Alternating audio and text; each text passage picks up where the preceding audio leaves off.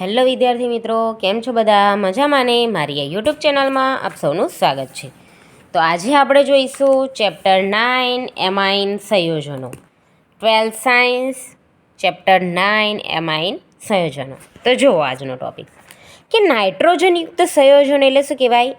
Amine સંયોજનો. બરાબર. હવે એમાઇન સંયોજનો કુદરતી રીતે પ્રોટીન, વિટામિન, હોર્મોન્સ, આલ્કેલોઇડ આપણા શરીરમાં હોય. બરાબર. પછી સંશ્લેષિત રીતે જે બનાવવામાં રેસાઓની બનાવટ, રંગકો, પોલિમર પદાર્થો, ઔષધો વગેરેમાં. હવે બ્લડ પ્રેશર, રુધિરનું દબાણ વધારવા માટે એડેનિન જેવા એમાઇન સંયોજનો વપરાય.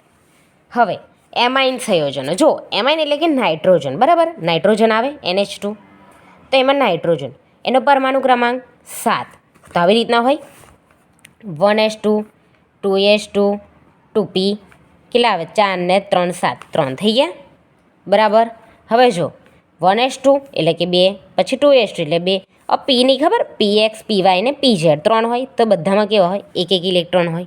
બરાબર. ઉત્તેજિત થાય ને તો આ 2s ના ખરા ને 2, એમાંથી એક ઇલેક્ટ્રોન પાછું અહીં હાલ દે. હા, એવું તો આવી રીતના થઈ જાય. આમ થઈ જાય, આમ થાય. બરાબર. તો હવે જો બરાબર જો હવે આવી રીતના હોય તો શું કહેવાય? આ એક એસ કક્ષક ને 3p કક્ષક જોડાઈને શું બનાવે? એક એસ હોય ને 3p હોય એટલે sp3.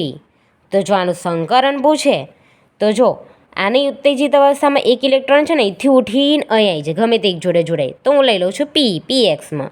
આ px py pz. બરાબર. તો pxમાં આવી જાય.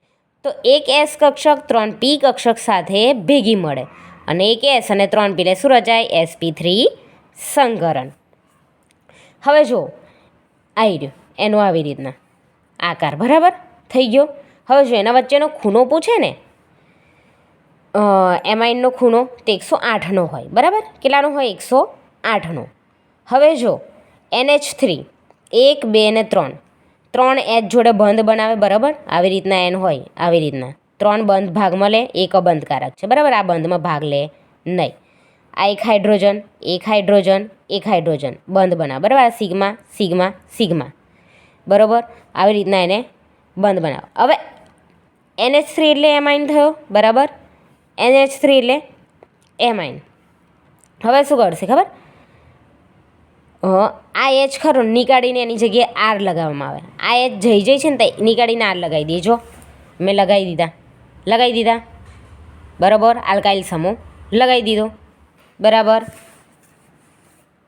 આ છે અબંધકારક ઇલેક્ટ્રોન યુગ્મ. બરાબર. કયું સંકરણ રચાવશે? sp3. આ છે અબંધકારક ઇલેક્ટ્રોન યુગ્મ જે બંધમાં ભાગ લે નહીં. એમાઇન એટલે કે NH3. બરાબર. હવે આ એચ એન સાથે બનાવીને સિગ્મા બંધ બનાવે, આ બી સિગ્મા બંધ બનાવે, આ બી સિગ્મા બંધ બનાવે. બરાબર. હવે એચ નીકળી જાય અને એની જગ્યાએ આર આવી જાય તો એમાઇડ સંયોજન બનાવી જાય. જો આ કયું બન્યું? એમાઇડ સંયોજન. જો જય આર હતા જય એચ હતા તે આર લગાવી દીધા. દેખ્યું? થઈ ગયું. તો જોઈ લો.